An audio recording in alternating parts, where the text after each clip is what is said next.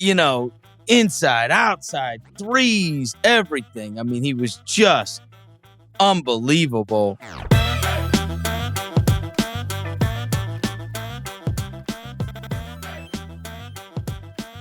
I mean, Booker, first of all, Chris, yeah, like I was yelling at my TV, watching Book. Just unbelievable what he's doing right now. Just absolutely sensational. Like he's 34 out of 43 over games 3 and 4.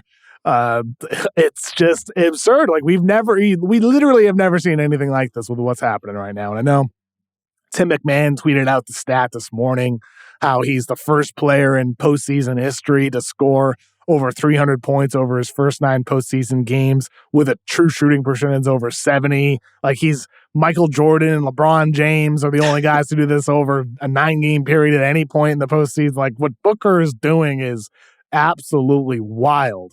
In that game, though, Chris, like you're right, Phoenix felt like the team that had better depth. And I think, Monty Williams, those first 2 games, he's playing Wainwright and Craig and these non-shooters out there on the floor, Okogie, and now you're seeing him put out Terrence Ross and TJ Warren. Landry Shamet, of course, just caught fire and had a massive game. But that tweak that happened in game 3, putting shooters around Booker and Durant rather than non-shooters, it's a simple thing. Like what the Nuggets were doing is they had, they were clogging the paint, taking away driving lanes, and the kick-out options were insignificant. They weren't even worried about closing out.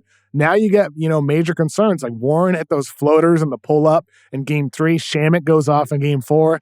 It's like Phoenix has created a problem for Denver like Jokic does for opponents. Because if you double Jokic, you're in trouble. He's going to find the open man. If you don't double Jokic, you're in trouble because he's going to crush you. Like he dominates in single coverage. He dominates no matter what you do against him. Now with Booker and Durant, if you're doubling those guys throughout the game, now they have guys they can kick it out to if you put 2 on them. So that, to me, that's the big thing now. What does Denver do defensively? Did they stick with that defense one game too long? Should they have changed in game 4? Probably. But now in game 5, what are they going to do? Are they going to give those guys single coverage when they're shredding you already? Or are you going to continue doubling in a more creative way?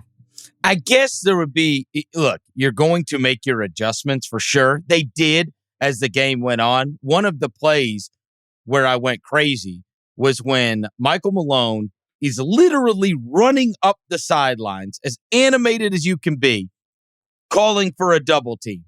And as the second guy gets to Booker, Booker just pulls up in the face of both of them. And I was like, come on. Another time. Oh, was that the 3-pointer? Like, oh my God. The heat check key? 3, right? Yeah. I mean, if you watch it back, Malone is literally got his arms spread out and he's screaming at everyone. Then another time he split this double in this crazy way. And so, look, you're going to adjust. Obviously, they attempted to as the game went on. Shamet hit the big shots. I think one of the things you bank on, if you're Denver, if you're trying to feel good, you go, this is just unsustainable. As unbelievable as it is, like a guy cannot shoot 69%. And in the last 2 games, it's 79%. Yeah, that Booker is shooting. You're right. It's unsustainable. But if he cools off, though, could Durant be the guy who heats up even more? I think the other thing is the other guys, your extra guys, will play better at home. Their extra guys will not play as well on the road. That is typically what takes place in these scenarios. Now, to your point about switching up the personnel, I went and pulled the lineup data. Just, we only have small sample sizes, right? Everything's small sample size, but I do think it tells a story. Everything with Payne and Okogie and that whole group that was going at the beginning obviously got slaughtered, right? But some of those, like, it's almost like you can flip out Payne and Okogie and then lessen Ayton and Shamet, Warren, and Landell become those guys. Like you have less minutes, you pull back on the Ayton minutes.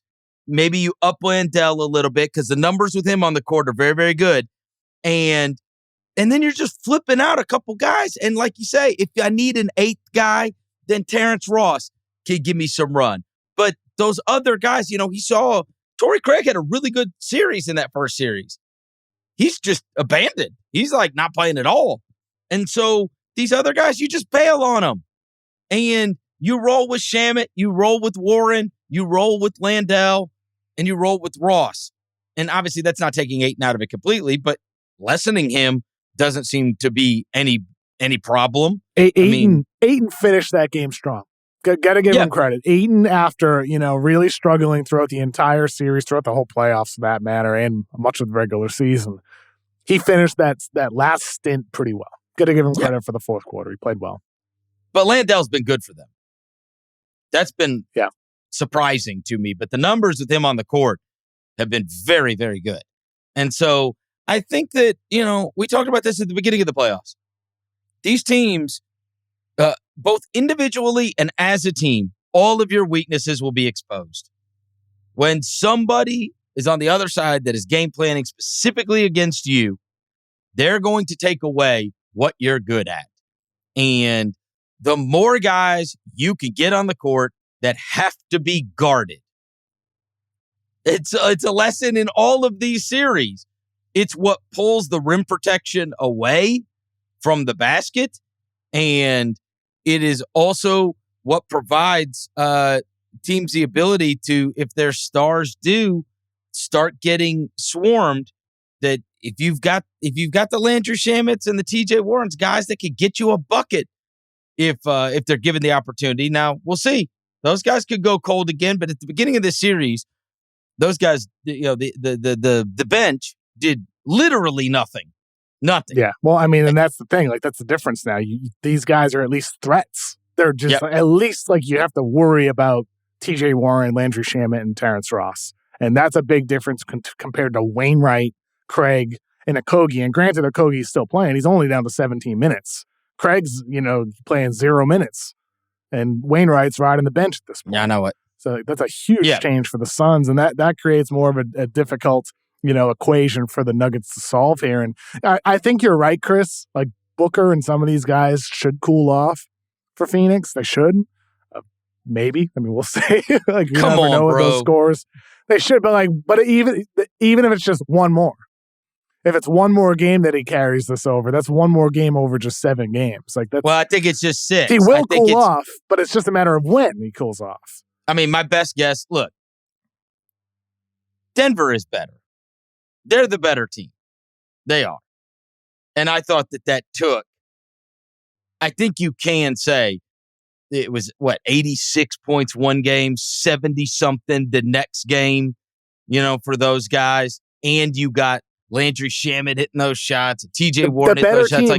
Better team doesn't always win, though. I agree. They don't always win. But it took all of that for them to get that win over Denver.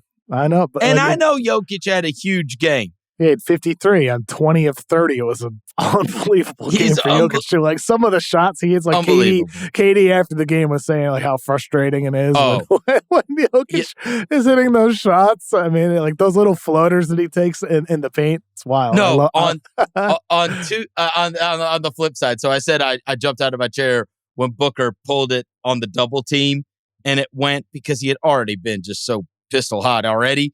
The one with Jokic that got me was the back down from like 25 feet away. He's like backing the guy down, getting bumped, and then he does the turnaround jumper and gets bumped and then just chucks it at the rim and it goes. I'm like, okay, this guy can't miss. He can't miss. That is impossible. And, inside, outside, threes, everything. He was just unbelievable. And you saw it down the stretch. They really made Phoenix make a lot of plays. Now, this is a great series. Great series. And those last 2 games have been wildly entertaining. I can't fathom a guy making 80% of his shots. Like, it's not like the guy's Giannis. where everything's bully ball, layups and free throws and dunks. Like, they're all jumpers, it feels like.